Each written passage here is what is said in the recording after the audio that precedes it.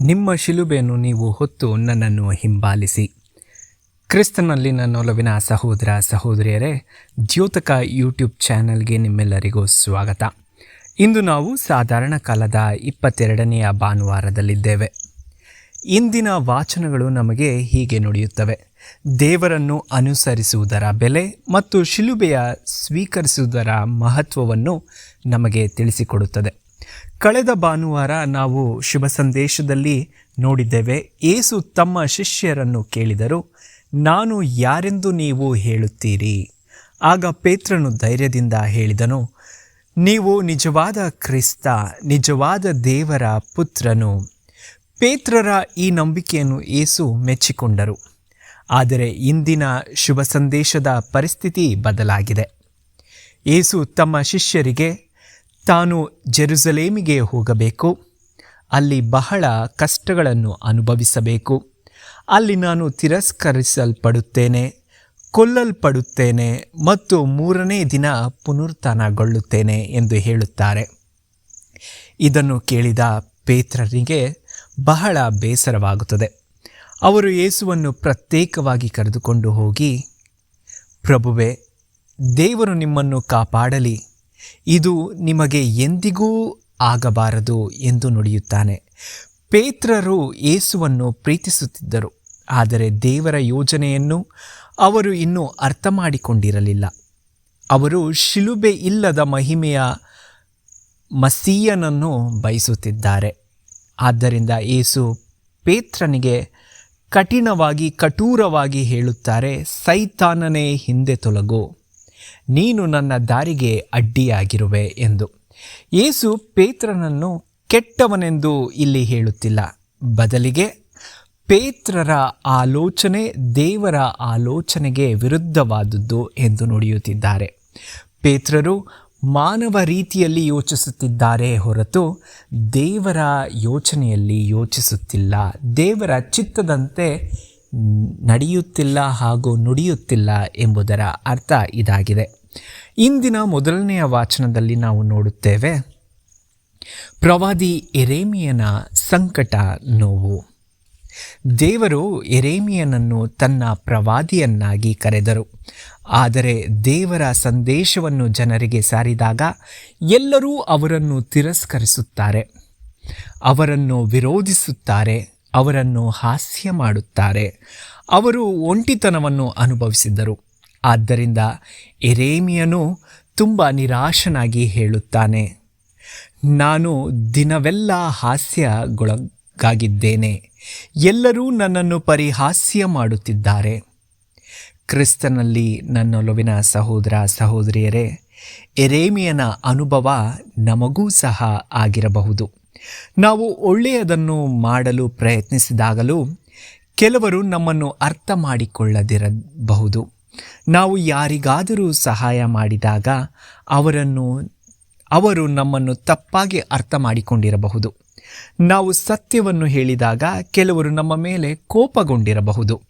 ನಾವು ದೇವರಿಗೆ ನಿಷ್ಠರಾಗಿದ್ದರೂ ಜೀವನದಲ್ಲಿ ಕಷ್ಟಗಳನ್ನು ಎದುರಿಸಿರಬಹುದು. ಆ ಸಮಯದಲ್ಲಿ ನಾವು ಕೂಡ ಕೇಳಬಹುದು, ಪ್ರಭುವೇ, ನಾನು ನಿಮ್ಮ ಚಿತ್ತದಂತೆ ಮಾಡಲು ಪ್ರಯತ್ನಿಸುತ್ತಿದ್ದೇನೆ, ಆದರೂ ನನಗೆ ಏಕೆ ಇಂತಹ ಕಷ್ಟಗಳು ಬರುತ್ತಿವೆ ಎಂಬುದು ನಮ್ಮ ಸರ್ವೇ ಸಾಮಾನ್ಯವಾದ ಪ್ರಶ್ನೆಗಳಾಗಿದೆ. ಯೆರೆಮೀಯನಿಗೂ ಸಹ ಇದೇ ಅನುಭವವಾಯಿತು. ಅವರು ಇನ್ನು ಮುಂದೆ ದೇವರ ಹೆಸರಿನಲ್ಲಿ ಮಾತನಾಡುವುದಿಲ್ಲ ಎಂದು ಯೋಚಿಸಿದರು. ಆದರೆ ನಂತರ ಅವರು ಒಂದು ಸುಂದರವಾದ ಮಾತನ್ನು ಹೇಳುತ್ತಾರೆ, ನನ್ನ ಹೃದಯದಲ್ಲಿ ಬೆಂಕಿಯಂತೆ ಉರಿಯುವ ನಿಮ್ಮ ವಾಕ್ಯವನ್ನು ನಾನು ಒಳಗಡೆ ತೆಗೆದುಕೊಳ್ಳಲಾರೆ. ಕ್ರಿಸ್ತನಲ್ಲಿ ನನ್ನೊಲವಿನ ಸಹೋದರ ಸಹೋದರಿಯರೇ, ದೇವರು ನಿಜವಾಗಿಯೂ ನಮ್ಮನ್ನು ಕರೆದಾಗ ಕಷ್ಟಗಳು ಬರಬಹುದು, ಆದರೆ ದೇವರ ಕೃಪೆ ನಮಗೆ ಮುಂದುವರಿಯಲು ಶಕ್ತಿಯನ್ನು ಕೊಡುತ್ತದೆ. ಇಂದಿನ 2ನೆಯ ವಾಚನದಲ್ಲಿ ನಾವು ನೋಡುತ್ತೇವೆ, ನಮ್ಮ ಜೀವನವನ್ನು ದೇವರಿಗೆ ಅರ್ಪಿಸುವುದು. ನಿಮ್ಮ ದೇಹಗಳನ್ನು ಜೀವಂತವಾದ, ಪರಿಶುದ್ಧವಾದ ಮತ್ತು ದೇವರಿಗೆ ಮೆಚ್ಚುಗೆಯಾದ ಬಲಿಯಾಗಿ ಅರ್ಪಿಸಿರಿ ಎಂದು ಸಂತ ಪೌಲರು ನುಡಿಯುತ್ತಾರೆ. ಇದರ ಅರ್ಥವೇನು? ನಮ್ಮ ಆರಾಧನೆ ಕೇವಲ ದೇವಾಲಯಗಳಲ್ಲಿ ನಡೆಯುವ ಪ್ರಾರ್ಥನೆಗೆ ಸೀಮಿತವಾಗಿರಬಾರದು. ನಮ್ಮ ಇಡೀ ಜೀವನವೇ ದೇವರಿಗೆ ಅರ್ಪಣೆಯಾಗಬೇಕು. ಒಬ್ಬ ತಾಯಿ ತನ್ನ ಮಕ್ಕಳಿಗಾಗಿ ತಾಳ್ಮೆಯಿಂದ ಸೇವೆ ಮಾಡುವಾಗ ಅದು ದೇವರಿಗೆ ಅರ್ಪಣೆಯಾಗಬಹುದು. ಒಬ್ಬ ತಂದೆ ತನ್ನ ಕುಟುಂಬಕ್ಕಾಗಿ ಪ್ರಾಮಾಣಿಕವಾಗಿ ದುಡಿಯುವಾಗ ಅದು ದೇವರಿಗೆ ಅರ್ಪಣೆಯಾಗಬಹುದು. ಒಬ್ಬ ಯುವಕ ಕೆಟ್ಟ ಸ್ನೇಹಿತರ ಮಾತನ್ನು ಕೇಳದೆ ಒಳ್ಳೆಯದನ್ನು ಆಯ್ಕೆ ಮಾಡುವಾಗ ಅದು ದೇವರಿಗೆ ಅರ್ಪಣೆಯಾಗಬಹುದು. ನಾವು ಯಾರನ್ನಾದರೂ ಕ್ಷಮಿಸುವಾಗ ಅದು ದೇವರಿಗೆ ಅರ್ಪಣೆಯಾಗಬಹುದು. ನಮಗೆ ಪ್ರತಿಫಲ ಕೊಡಲು ಸಾಧ್ಯವಾಗದ ವ್ಯಕ್ತಿಗೆ ನಾವು ಸಹಾಯ ಮಾಡುವಾಗ ಅದೂ ಸಹ ದೇವರಿಗೆ ಅರ್ಪಣೆಯಾಗಬಹುದು. ಆದ್ದರಿಂದ ನನ್ನೊಲವಿನ ಸಹೋದರ ಸಹೋದರಿಯರೇ, ನಮ್ಮ ದೈನಂದಿನ ಜೀವನವೇ ನಮ್ಮ ಬಲಿಪೀಠವಾಗಬೇಕು. ನಾವು ಪ್ರತಿದಿನ ದೊಡ್ಡ ದೊಡ್ಡ ಕೆಲಸಗಳನ್ನು ಮಾಡಬೇಕಾಗಿಲ್ಲ. ಚಿಕ್ಕ ಪುಟ್ಟ ಕೆಲಸಗಳನ್ನು, ಸಾಮಾನ್ಯ ಕೆಲಸಗಳನ್ನು ಅಸಾಮಾನ್ಯ ಪ್ರೀತಿಯಿಂದ ಮಾಡಿದರೆ ಸಾಕು. ಈ ಬೈಬಲ್ ವಾಕ್ಯದಂತೆ ನಾವು ಸಹ ನಡೆಯಲು ಸಾಧ್ಯವಾಗುತ್ತದೆ. ಈ ಲೋಕಕ್ಕೆ ಅನುಗುಣವಾಗಿ ನಡೆಯಬೇಡಿ ಎಂದು ಸಂತ ಪೌಲರು ಮತ್ತೊಂದು ವಾಕ್ಯವನ್ನು ನುಡಿಯುತ್ತಾರೆ. ಈ ಲೋಕದ ರೀತಿಗೆ ನೀವು ಅನುಗುಣರಾಗದೆ ನಿಮ್ಮ ಮನಸ್ಸಿನ ನವೀಕರಣದಿಂದ ರೂಪಾಂತರಗೊಳ್ಳಿರಿ ಎಂದು ನುಡಿಯುತ್ತಾರೆ. ಇದು ಇಂದಿನ ಕಾಲಕ್ಕೆ ತುಂಬ ಸೂಕ್ತವಾದ ಸಂದೇಶ. ಲೋಕ ನಮಗೆ ಹೇಳುತ್ತದೆ, ನಿನ್ನ ಬಗ್ಗೆ ಮಾತ್ರ ಯೋಚಿಸು. ಆದರೆ ಯೇಸು ಹೇಳುತ್ತಾರೆ, ಇತರರ ಬಗ್ಗೆ ಯೋಚಿಸು. ಲೋಕ ಹೇಳುತ್ತದೆ, ಇನ್ನಷ್ಟು ಪಡೆದುಕೋ. ಯೇಸು ಹೇಳುತ್ತಾರೆ, ಇನ್ನಷ್ಟು ಕೊಡು. ಲೋಕ ಹೇಳುತ್ತದೆ, ಪ್ರತೀಕಾರ ತೀರಿಸಿಕೋ. ಆದರೆ ಯೇಸು ನುಡಿಯುತ್ತಾರೆ, ಕ್ಷಮಿಸಿ ಬಿಡು. ಲೋಕ ಹೇಳುತ್ತದೆ, ಯಾವುದೇ ಬೆಲೆಗೆ ಯಶಸ್ವಿಯಾಗು. ಯೇಸು ಹೇಳುತ್ತಾರೆ, ನೀನು ನಂಬಿಕಸ್ಥನಾಗಿರು. ಲೋಕ ಹೇಳುತ್ತದೆ, ಎಲ್ಲ ತ್ಯಾಗಗಳಿಂದ ದೂರವಿರು. ಯೇಸು ಹೇಳುತ್ತಾರೆ, ನಿನ್ನ ಶಿಲುಬೆಯನ್ನು ಹೊತ್ತುಕೊಂಡು ನನ್ನನ್ನು ಹಿಂಬಾಲಿಸು. ಆದ್ದರಿಂದ ಸಂತ ಪೌಲರು ನಮ್ಮ ಮನಸ್ಸು ದೇವರಿಂದ ರೂಪಾಂತರಗೊಳ್ಳಬೇಕು ಎಂದು ಹೇಳುತ್ತಾರೆ. ನಾವು ಎಲ್ಲರನ್ನೂ ಮಾತನಾಡುತ್ತಿರುವುದನ್ನೇ ನಾವು ಮಾತನಾಡುತ್ತಿರಬೇಕೆಂಬುದಿಲ್ಲ. ಎಲ್ಲರೂ ಮಾಡುತ್ತಿರುವುದನ್ನೇ ನಾವೂ ಸಹ ಮಾಡಬೇಕು ಎಂಬುದಿಲ್ಲ. ನಾವು ಪ್ರತಿದಿನ ನಮ್ಮನ್ನು ಕೇಳಿಕೊಳ್ಳಬೇಕು, ಯೇಸು ನನ್ನಿಂದ ಏನನ್ನು ಬಯಸುತ್ತಿದ್ದಾರೆ ಎಂಬುದನ್ನು ನಾವು ಪ್ರತಿದಿನ ನಮ್ಮ ಜೀವನದಲ್ಲಿ ಪ್ರಶ್ನಿಸಿಕೊಳ್ಳೋಣ. ಕ್ರಿಸ್ತನಲ್ಲಿ ನನ್ನೊಲವಿನ ಸಹೋದರ ಸಹೋದರಿಯರೇ, ಇಂದಿನ ಶುಭ ಸಂದೇಶದ ಮುಖ್ಯ ಸಾರಾಂಶ, ಇಂದಿನ ಶುಭ ಸಂದೇಶದ ಹೃದಯ ಅಂಶ, ನಿನ್ನ ಶಿಲುಬೆಯನ್ನು ಹೊತ್ತುಕೊಂಡು ನನ್ನನ್ನು ಹಿಂಬಾಲಿಸು. ಯಾರಾದರೂ ನನ್ನನ್ನು ಹಿಂಬಾಲಿಸಬೇಕೆಂದಿದ್ದರೆ ಅವನು ತನ್ನನ್ನು ತಾನು ನಿರಾಕರಿಸಿ ನನ್ನ ಶಿಲುಬೆಯನ್ನು ಹೊತ್ತುಕೊಂಡು ನನ್ನನ್ನು ಹಿಂಬಾಲಿಸಲಿ ಎಂಬುದು ಯೇಸುವಿನ ನುಡಿಯಾಗಿದೆ. ನನ್ನನ್ನು ಅನುಸರಿಸಿದರೆ ನಿಮ್ಮ ಜೀವನದಲ್ಲಿ ಯಾವುದೇ ಸಮಸ್ಯೆ ಬರುವುದಿಲ್ಲ ಎಂದು ಪ್ರಭು ಯೇಸು ನುಡಿಯುವುದಿಲ್ಲ. ಬದಲಿಗೆ ನನ್ನ ಶಿಲುಬೆಯನ್ನು ಹೊತ್ತಿಕೋ. ಪ್ರತಿಯೊಬ್ಬರ ಜೀವನದಲ್ಲೂ ಒಂದು ಶಿಲುಬೆ ಇದೆ. ಯಾರಿಗಾದರೂ ಕುಟುಂಬದ ಸಮಸ್ಯೆಯಾಗಿರಬಹುದು, ಇನ್ನೊಬ್ಬರಿಗೆ ಆರ್ಥಿಕ ಸಮಸ್ಯೆಯಾಗಿರಬಹುದು, ಯಾರಿಗಾದರೂ ಒಂಟಿತನವಿರಬಹುದು, ಇನ್ನೊಬ್ಬರಿಗೆ ಅನಾರೋಗ್ಯ, ನಿರಾಕರಣೆ, ತಪ್ಪು ಅರ್ಥ ಮಾಡಿಕೊಳ್ಳುವಿಕೆ ಅಥವಾ ವೈಫಲ್ಯವಾಗಿರಬಹುದು. ಕೆಲವರು ತಮ್ಮ ಜೀವನವನ್ನು ಮೌನವಾಗಿ ಹೊತ್ತುಕೊಂಡು ಹೋಗುತ್ತಾರೆ. ನಾವು ಅವರ ಮುಖದಲ್ಲಿ ನಗುವನ್ನು ನೋಡುತ್ತೇವೆ, ಆದರೆ ಅವರ ಹೃದಯದಲ್ಲಿ ಎಷ್ಟೋ ನೋವಿದೆ ಎಂದು ನಾವು ತಿಳಿಯುವುದಿಲ್ಲ. ಆದ್ದರಿಂದ ಪ್ರಿಯ ಸಹೋದರ ಸಹೋದರಿಯರೇ, ನಾವು ಒಬ್ಬರಿಗೊಬ್ಬರು ದಯೆಯಿಂದ ವರ್ತಿಸೋಣ.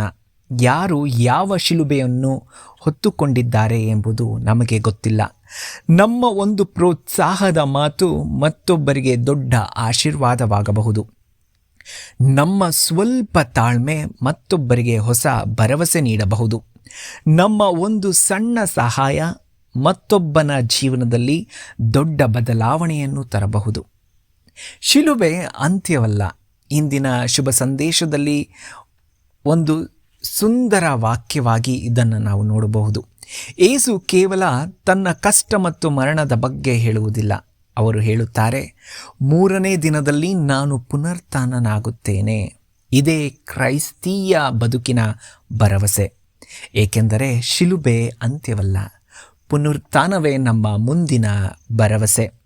ಶುಭ ಶುಕ್ರವಾರ ಅಂತಿಮ ಅಧ್ಯಾಯವಲ್ಲ, ಬದಲಿಗೆ ಪಾಸ್ಕ ಜೀವನವೇ, ಪಾಸ್ಕ ಜಾಗರಣೆಯೇ ಮುಂದಿನ ಅಧ್ಯಾಯದ ಮುನ್ನುಡಿ.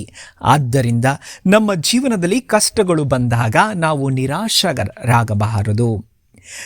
ನಮ್ಮ ಇಂದಿನ ಕಷ್ಟವೇ ನಮ್ಮ ಸಂಪೂರ್ಣ ಕಥೆಯಲ್ಲ, ನಮ್ಮ ಇಂದಿನ ನೋವೇ ನಮ್ಮ ಸಂಪೂರ್ಣ ಜೀವನವಲ್ಲ, ನಮ್ಮ ಇಂದಿನ ವೈಫಲ್ಯವೇ ನಮ್ಮ ಜೀವನದ ಅಂತ್ಯವಲ್ಲ, ನಮ್ಮ ಕಣ್ಣೀರು ನಮ್ಮ ಕೊನೆಯ ಮಾತಲ್ಲ.